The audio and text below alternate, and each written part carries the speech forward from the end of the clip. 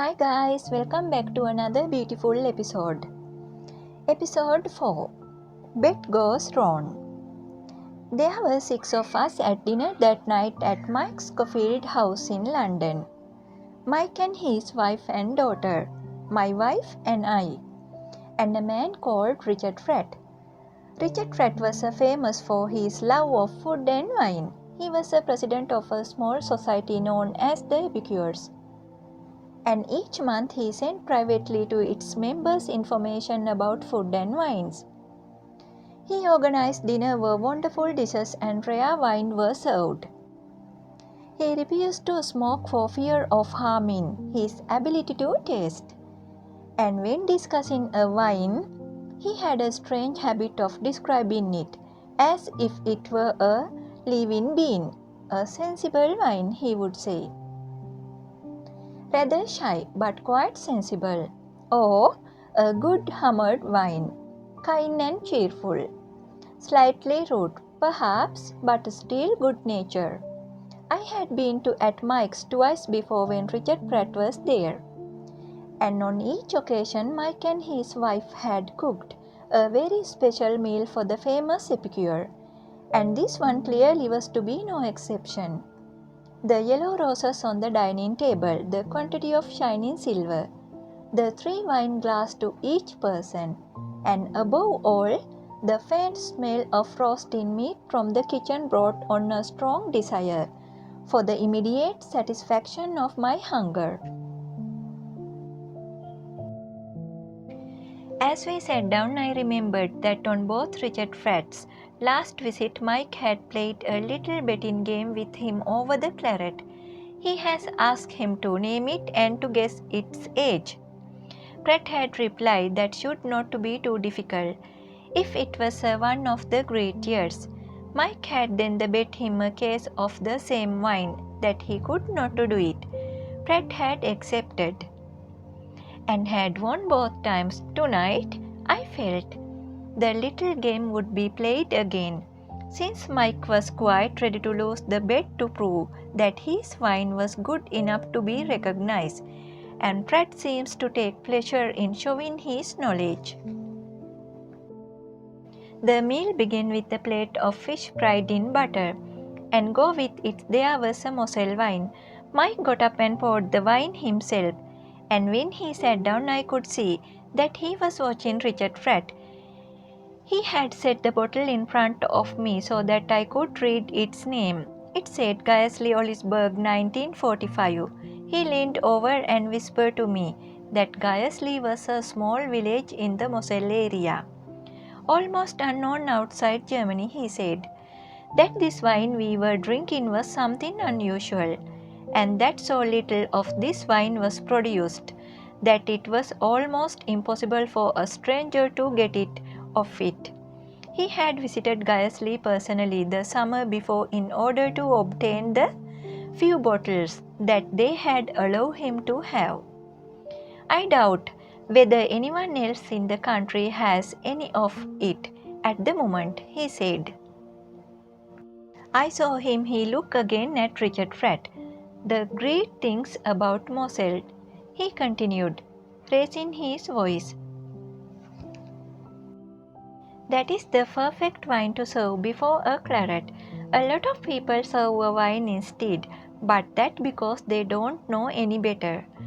Mike Scofield was a man who has become very rich quickly and now also wanted to be considered someone who understood and enjoyed the good things in life.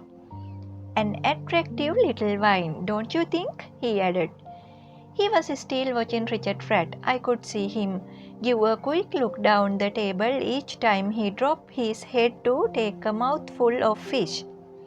I could almost feel him waiting for the moment when Pratt would drink his first drop and look up from his glass with a smile of pleasure, perhaps even of surprise, and then there would be a discussion and Mike would tell him about the village of Gaisley. But Richard Pratt did not taste his wine. He was too deep conversation with Mike's 18 years old daughter Louise. He was half turned towards her. smiling at her, telling her, as far as I could hear, some story about a cook in a Paris restaurant. As he spoke, he leaned closer and closer to her, and the poor girl leaned far as she could away from him, smiling politely and looking not at his face, but at the top button of his dinner jacket. We finished our fish. Then the servant came round and took away the plates. When she came to Fred, she saw that he had not yet touched his food. So she waited, and Fred noticed her. He quickly began to eat, pushing the piece of fish into mouth with a rapid movement of his fork. Then, when he had finished, he reached for his glass, and in 2 short swallows, he poured the wine down his throat and turned immediately to continue his conversation with the Louis Scofield. Mike saw it all. I was conscious of him sitting there very still looking at his guest. His round cheerful face seemed to loosen slightly, but he controlled himself and said nothing. Soon the servant came forward with the second course.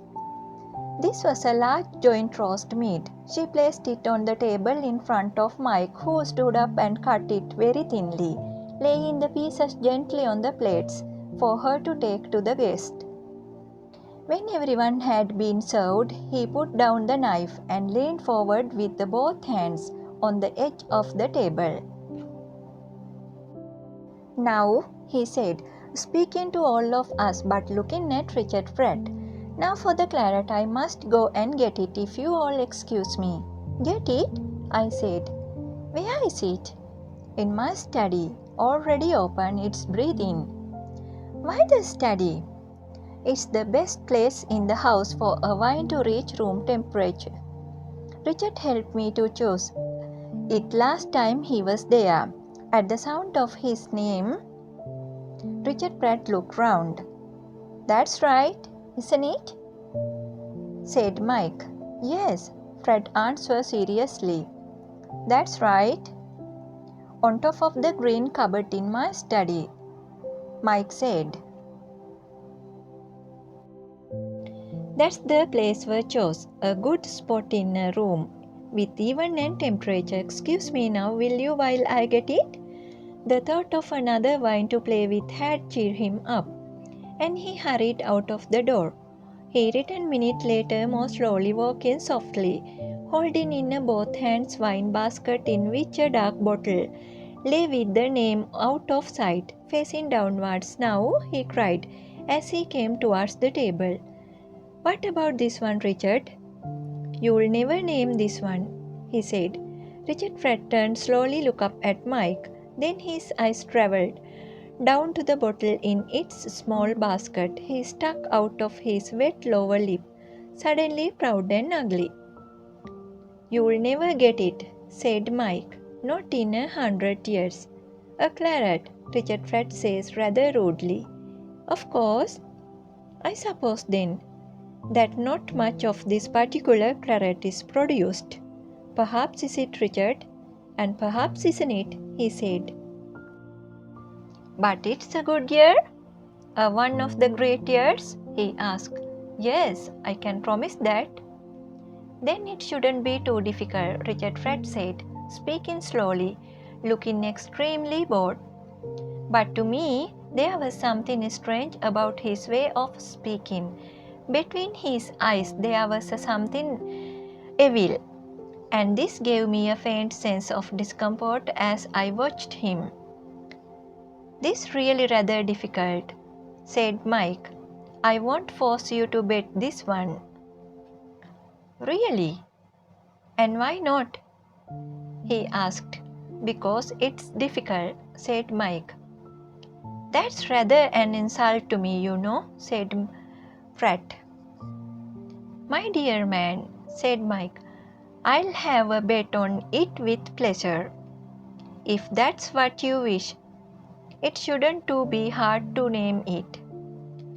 You mean you want to bet?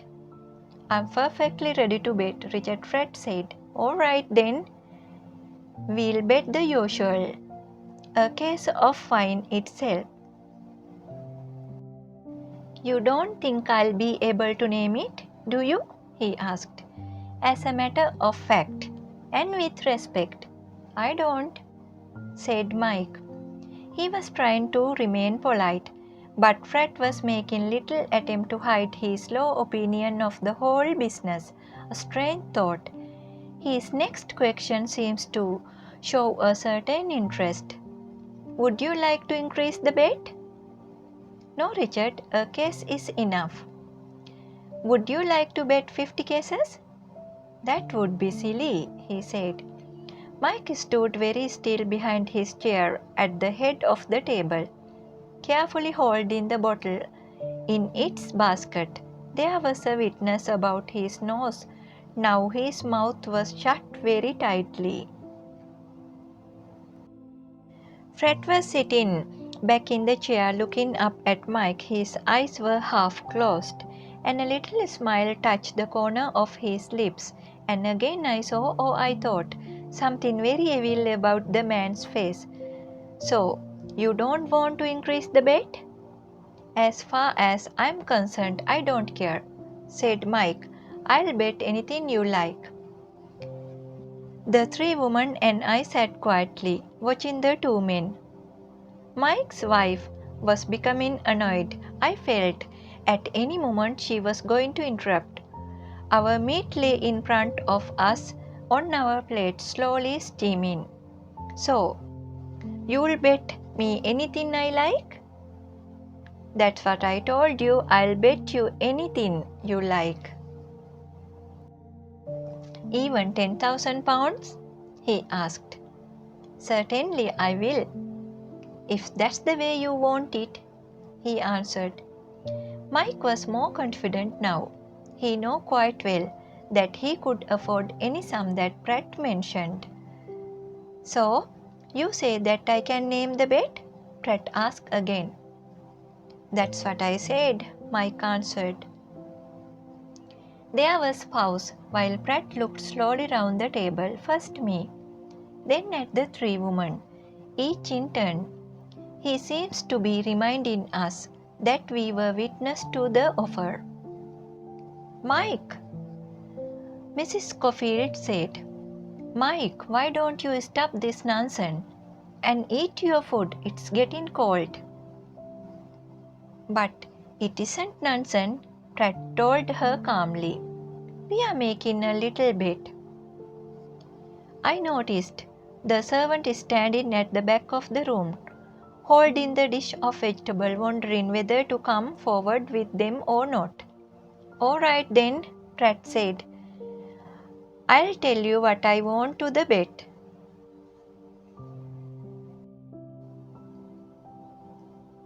Well, I'll come to you with chapter 2 on this episode, interesting part. Thank you all for listening. I hope you enjoy.